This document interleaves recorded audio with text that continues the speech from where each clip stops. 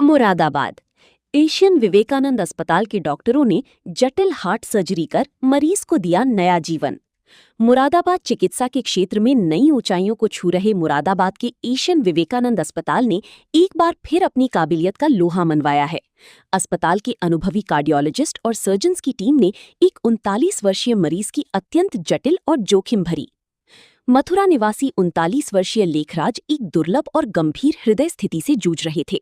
उन्हें जन्मजात bicuspid aortic valve की समस्या थी, जिसमें हृदय के वॉल्व में सामान्य 3 के बजाय केवल 2 पंखुड़ियां होती हैं।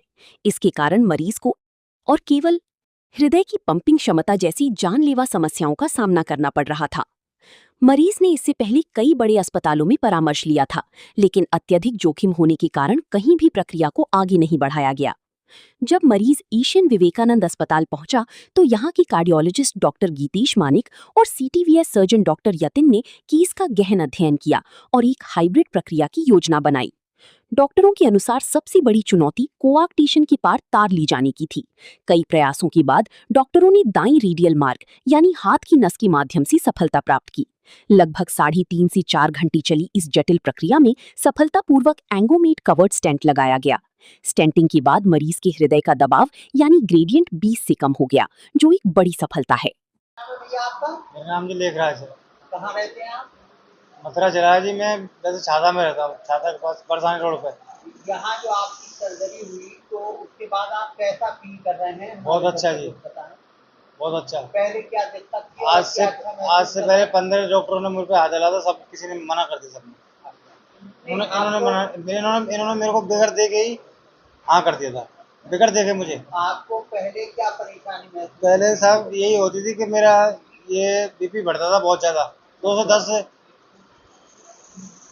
के लगभग। अब जब से ये आपका ऑपरेशन हुआ है तो आप कैसा महसूस कर रहे हैं? बहुत अच्छा कर रहा हूँ। 216 बीपी है इस टाइम पे। क्या कहना चाहेंगे यहाँ के डॉक्टर साहब को?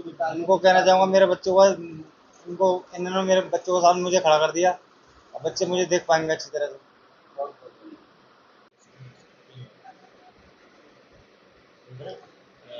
सर, क्या शुभ नाम है आपका और आज ये किस संबंध में प्रेस वार्ता रखी गई? देखिए, मेरा नाम डॉक्टर गीतेश मानिक है। मैं डीएम कार्डियोलॉजिस्ट हूँ। मैं यहाँ एशियन विवेकानंद में एज ए कंसल्टेंट कार्डियोलॉजिस्ट कार्यरत हूँ। बेसिकली आज ये छोटी सी प्रेस कॉन्फ्रेंस इसलिए रखी गई है क्योंकि एक रेयर केस है जिसमें एक हमारे साथ एक एडल्ट पेशेंट है जो कि बचपन से ग्रसित थे एक अपने एओर्टिक वाल्व की प्रॉब्लम को लेके, जिसको बाइकस्पिड एओर्टिक वाल्व कहते हैं, जो कि बचपन से ही काफ़ी लीक कर रहा था और अब वो इस समय तक आते आते उसका लीकेज काफ़ी बढ़ गया था, जिसके साथ साथ उनको कोआक्टेशन ऑफ एओर्टा जो कि मुख्य धमनी होती है उसके भी स्टेनोसिस यानी उसकी सिकुड़न की वजह से काफ़ी परेशानियां थी, जिसकी वजह से हार्ट पे डबल लोड था और हार्ट की पंपिंग काफ़ी हद तक कम हो गई थी, जो कि अराउंड 20 से 25% तक पहुंच गई थी। इसी की वजह से हम लोग उसकी सर्जरी नहीं कर पा रहे थे और आई थिंक ये मथुरा में कई जगह पे दिखा चुके थे।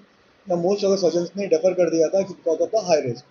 फाइनली हम लोगों की टीम ने जब यहाँ एवेल्यूएट किया तो हमने पाया कि हम इसको हाइब्रिड प्रोसीजर द्वारा रिलेटिवली कम रिस्क के साथ आगे बढ़ सकते हैं, जिसमें हमने इसकी जो मुख्य धमनी को वायरिंग करके एक बलून से ओपन करके कवर्ड स्टेंट लगा के ओपन किया और फाइनली अब पेशेंट की पंपिंग काफ़ी हद तक इम्प्रूव है। वो आराम से अब एओर्टिक वाल्व रिप्लेसमेंट के लिए प्रोसीड कर सकते हैं। किन चुनौतियों का सामना करना पड़ा है इसमें? देखिए, सबसे बड़ी प्रॉब्लम तो ये थी कि जब ऐसी प्रॉब्लम होती है तो हार्ट की फंक्शनिंग बहुत ज़्यादा मैटर करती है, जिसको इजेक्शन फ्रैक्शन कहते हैं।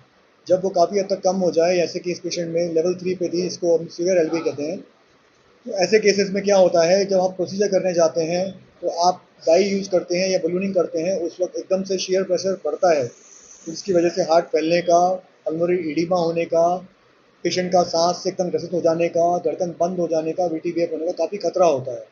तो सबसे बड़ी प्रॉब्लम थी कि उसको टैकल करना, उस कम पंपिंग पे आपको बलून क्रॉस करना, वाया क्रॉस करना, स्टेंट लगाना, ये अपने आप में बहुत बड़े चैलेंजेस थे, बट लकीली हम इसे कर पाए और पेशेंट हमारे स्वस्थ थे। आपकी टीम में कौन डॉक्टर शामिल थे?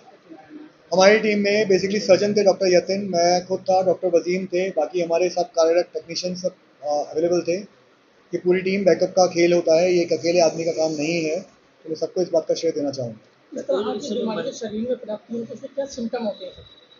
देखिए, बेसिकली सिम्टम्स आपको बचपन से ही मालूम पड़ जाते हैं। बच्चा जब चलेगा तो उसको सांस का एहसास होगा, सांस फूलने की दिक्कत आएगी, खेलने कूदने में अपने जो साथ के जो बच्चे होते हैं उनके कंपैरिजन में उनकी एफिकेसी रिलेटिवली कम हो जाती है। फिर जब आप एवेल्यूएट करते हैं आगे तो बच्चा कंप्लेंट करेगा कि मेरे को धड़कन बढ़ जाती है, मैं लेटता हूँ तो मुझे कुछ पैल्पिटेशंस फील होते हैं, मैं कुछ भी काम करता हूँ तो मुझे प्रॉब्लम्स बढ़ जाती हैं। तो इस तरह के सिम्टम्स बहुत कॉमन है जब इस तरह की प्रॉब्लम बच्चे को हो तो। अभी इसको रिकवर होने में भी कितना समय लगेगा? देखिए बेसिकली नेक्स्ट डे ही पेशेंट उठ के बैठ गए थे, अब 2 दिन करीब हो चुके हैं, आज हमारा तीसरा दिन है और पेशेंट हमारे साथ बैठे हैं। तो देखेंगे करीब करीब मान के चलिए 3 से 4 दिन में पेशेंट चलने फिरने लायक हो जाएंगे और विद नज़दीक अपने सारे काम पे लग जाएंगे। इसको सर खर्चा कितना आएगा इसके साथ?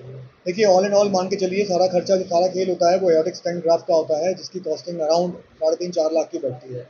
बाकी प्रोसीजर तो हम लोग पेशेंट्स के आधार पे अपने जो मिनिमम चार्जेस होते हैं उसको लेके चलते हैं, तकरीबन 5 लाख के आसपास के टोटल एक्सपेंसेस आते हैं। कुछ आयुष्मान से भी ये प्रोसीजर हमने आयुष्मान द्वारा ही किया है, इसमें सारे जो खर्चे आयुष्मान से ही लिए गए हैं और जो भी एक्स्ट्रा खर्चे हुए वो अपने हॉस्पिटल ने अपने जो एक कमेटी होती है उसके थ्रू उसका पेमेंट किया है।